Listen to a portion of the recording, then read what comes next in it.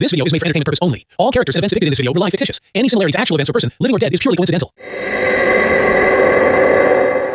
कुछ कहानियाँ ऐसी होती हैं जिन्हें चाह के भी भूला नहीं जा सकता। साल 2003 आदित्य और उसका परिवार एक बहुत ही पॉश मोहल्ले में घर खरीदते हैं। घर जितना महंगा था उससे कई ज़्यादा किस्से उस घर की दीवारों में दफन थे। पर ये कहानी उन सब किस्सों से अलग है। ये कहानी आदित्य की ज़िंदगी में बहुत कुछ बदल देता है। आदित्य की कुछ 2 साल पहले ही शादी हुई थी, तो उसके परिवार में अब 4 लोग थे। आदित्य अपने माँ बाप का इकलौता बेटा था। एक बहन भी थी, पर उसकी मौत बहुत पहले ही एक हादसे में हो गई थी। शादी के बाद से ही आदित्य की बीवी शालिनी नए घर की ज़िद करने लगी थी, और यही ज़िद हमें इस कहानी के करीब ले आता है। उस मोहल्ले में एक और घर था जो हमेशा बंद रहता था, पर लोग कहते थे कि हर रात उस घर से लोगों की हंसने और चलने की आवाज़ आती है। पर ये वो ज़माना नहीं था जब किसी कहानियों से कोई डरे। आदित्य और उसका परिवार भी इन सब बातों को सिर्फ कहानी समझते हैं, और कुछ हफ्तों तक उन्हें उनके पड़ोस से ऐसी कोई शिकायत भी नहीं होती। फिर एक दिन 17 मार्च 2003 नए घर में आए कुछ महीने गुजर चुके थे।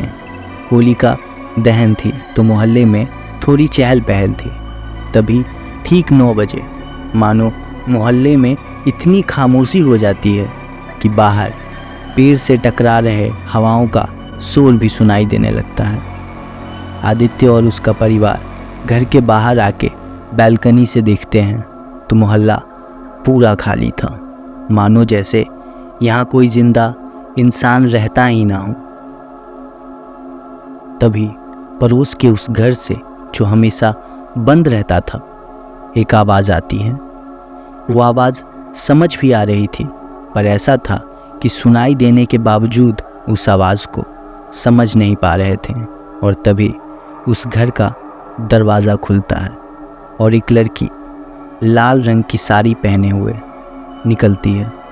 उसका चेहरा आदित्य को दिख नहीं रहा था बालकनी से, तो वो नीचे झुककर देखने की कोशिश करता है, और तभी वो लाल साड़ी वाली लड़की अपना गर्दन आदित्य की बालकनी की तरफ मोड़ती है।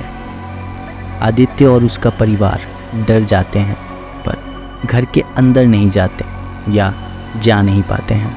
वो लड़की लगातार उनकी तरफ देखती जा रही थी, और जैसे ही वो वापस अपने घर की तरफ मुड़ती है, वैसे ही पूरे परिवार की नज़र आदित्य की तरफ जाती है।